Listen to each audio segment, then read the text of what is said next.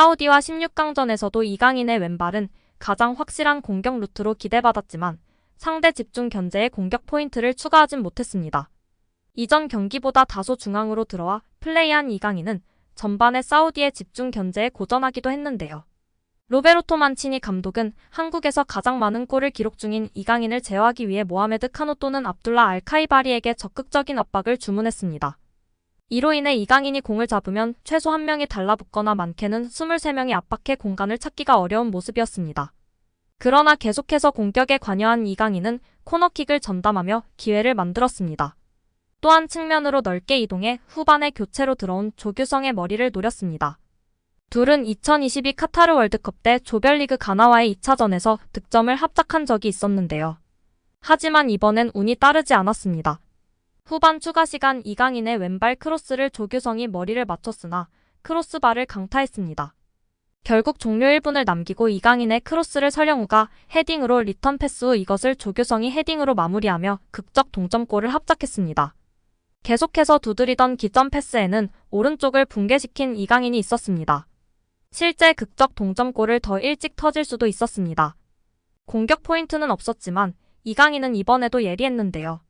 손흥민 그리고 정우영과 삼각편대를 이루고 끊임없이 측면을 공략했습니다. 날카롭게 꽂히는 패스도 일품이었습니다.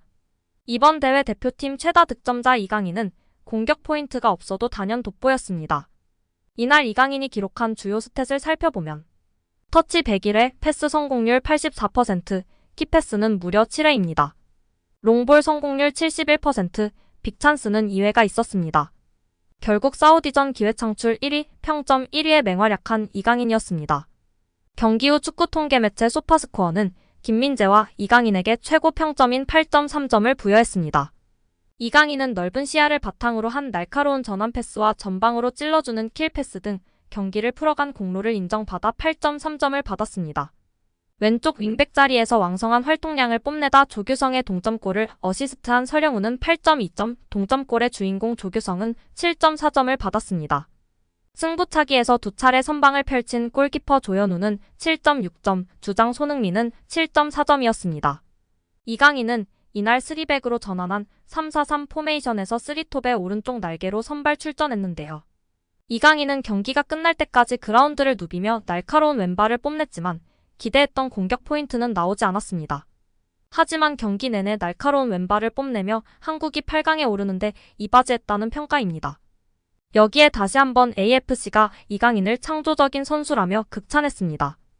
프랑스 리그 챔피언이자 세계 최고의 클럽 중 하나인 PSG에서 뛰고 있는 이강인은 이번 아시안컵에서 자신의 진가를 100% 보여주면서 대회 최고의 선수로 활약 중인데요. 조별리그 3경기 모두 선발 풀타임을 소화하면서 3골 1도움을 올린 이강인은 득점 찬스만 무려 9개를 만들면서 조별리그 선수들 중 해당 부문 1위에 올랐습니다. 2위는 8개를 만들어낸 이재성입니다. 조별리그에서 매우 뛰어난 활약을 보여주면서 이강인은 매 경기가 종료된 후 발표되는 아시안컵 베스트 11에 2번이나 선정됐습니다. 1차전 바레인전 때 2골을 터뜨리는 최고의 활약을 펼쳤던 이강인은 3차전 말레이시아전 때도 환상적인 프리킥골을 포함해 1골 1도움을 올리며 다시 한번 베스트 11에 뽑혔습니다. 조별리그에서 보여준 창의적인 플레이는 토너먼트에서도 이어졌습니다. 이강인은 사우디전에서 120분을 뛰는 동안 기회 창출만 무려 7개를 기록했습니다. 후반 추가 시간 이강인의 날카로운 크로스를 받은 조규성의 헤더 슈팅이 골대를 때린 건 두고두고 아쉬운 장면이었습니다. 이렇게 맹활약하고 있는 이강인을 향해 아시아축구연맹 AFC가 다시 한번 이강인을 극찬했는데요. AFC는 대한민국 이강인은 마스터 크리에이터이다. 2023 아시안컵에서 그 어떤 선수보다 많은 찬스 16개와 빅찬스 6개를 만들어냈다라며 극찬했습니다. 이어 그는 또한 다른 선수들에 비해 거의 2개에 가까운 크로스 16개를 성공시켰다라고 전했습니다.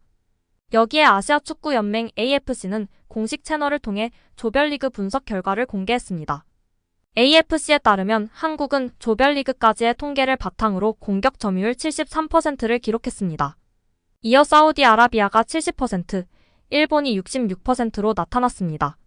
특히 말레이시아전에서 공격 점유율 82%로 가장 높게 나타났습니다. 이에 대해 AFC는 믿기지 않는 수치라고 놀라워했습니다. 뿐만 아니라 한국은 조별리그에서 가장 많은 패스를 시도한 팀이 됐는데요. 3경기에서 패스 2099회를 기록했습니다. 이어 일본과 사우디가 차지했습니다. 조별리그에서 가장 많이 득점 기회를 창출한 선수는 바로 이강인이었습니다.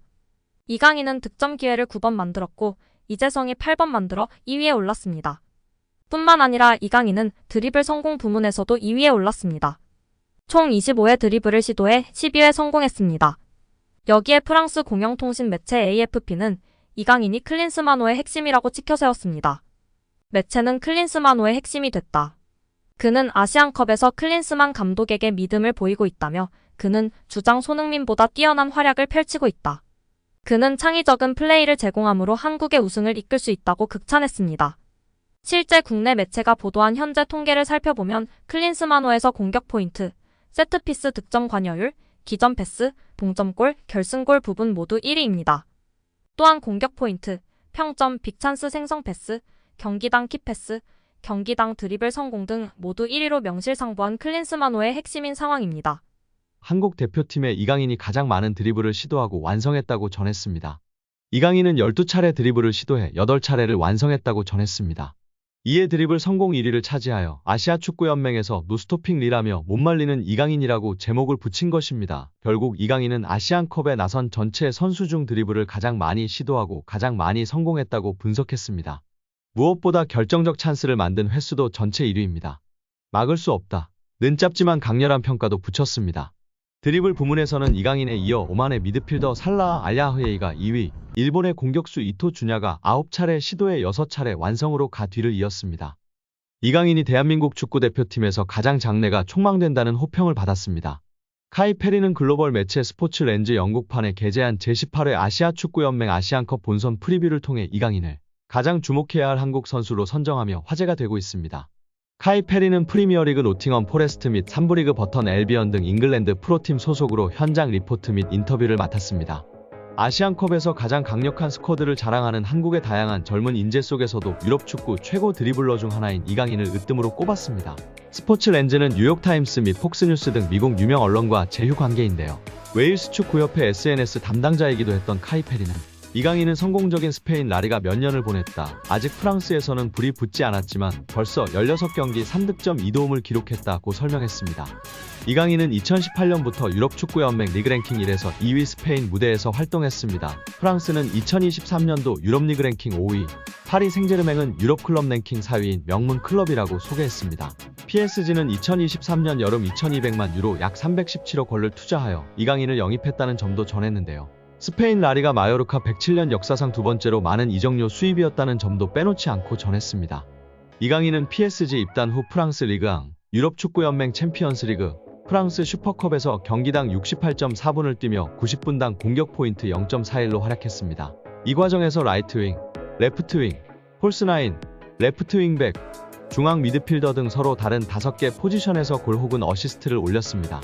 카이 페리의 분석처럼 프랑스 적응을 채 마치기 전인데도 PSG의 전술적인 요구나 선수단 상황에 따라 다양한 역할을 소화하면서 수준급 공격력까지 보여주는 것은 인상적이라고 호평했습니다.